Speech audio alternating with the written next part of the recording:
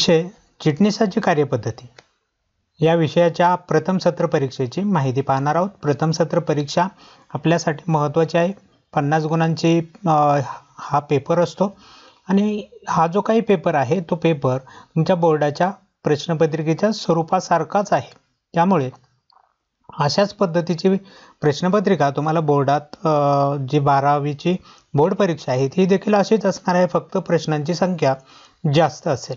त्यामुळे एक अभ्यासाचं स्वरूप आपल्याला अभ्यास करत असताना किती अभ्यास झाला आहे, कशा पद्धतीने क्वेश्चन पेपर येते, प्रश्न सोडवायचे आहेत, किती वेळेत आपल्याकडून सोडवले जात आहेत, या सगळ्या प्रश्नांची उत्तर आपल्याला ह्या प्रश्नपत्रिका तुम्ही स्वतः घरी सोडवल्यानंतर मिळणार आहेत। त्यामुळे आपण ही प्रश्नपत्रिका पाहूयात। तुम्ही घरी स्क्रीनशॉट काढून हे प्रश्न लिहून घ्या आणि प्रश्नपत्रिका सोडवण्याचा प्रयत्न करा। चला पाहूयात 50 मार्काची ही प्रश्नपत्रिका कशी असते।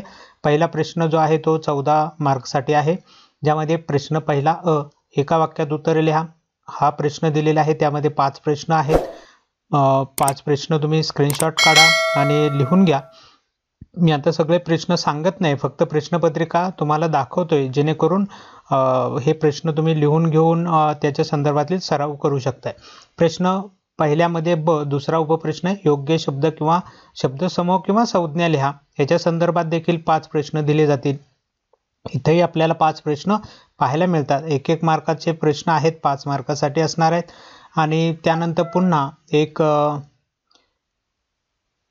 उपप्रश्न आहे, कंसातील अचूक पर्याय निवडून ह्या जोड्यांचा टेबल पूर्ण करायचा आहे आपल्याला। खाली पहा पर्याय दिलेले आहेत आपल्याला, ठीक आहे। पर्याय दिलेले आहेत, त्या पर्यायातील योग्य पर्याय निवडून हा जो टेबल आहे हा टेबल पूर्ण करायचा आहे। हा पहिला प्रश्न होता। पहिला प्रश्न ह्या ठिकाणी संपणार आहे। त्यानंतर प्रश्न दुसरा, संज्ञा संकल्पना स्पष्ट करा। 4 पैकी 2 सोडवायचे असतात परीक्षेमध्ये। 4 मार्काचे हे प्रश्न आहेत, 4 दिलेत, 2च सोडवायचे आहेत। पहा 4 प्रश्न तुम्हाला दिसत आहेत। स्क्रीनशॉट काढून घेतला असेल तर लिहून घ्यायला काही प्रॉब्लेम येणार नाही। मी आता सगळे प्रश्न वाचून दाखवत नाहीये, तुम्ही स्क्रीनशॉट काढून लिहून घ्या। प्रश्न तिसरा, फरक स्पष्ट करा। 3 पैकी 2 आहेत, 2 सोडवायचे आहेत।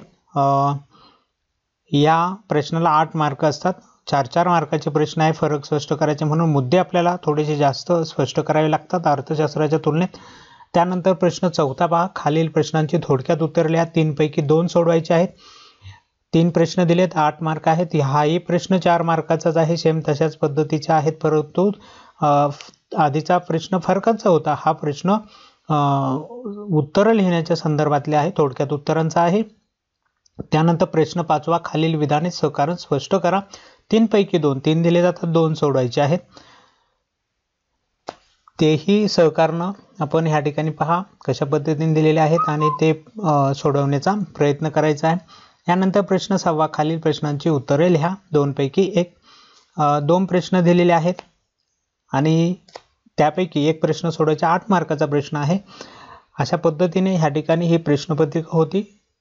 एकूण 6 प्रश्न आहेत आणि 6 प्रश्नांची माहिती ह्या ठिकाणी आपण पाहिलेली आहे।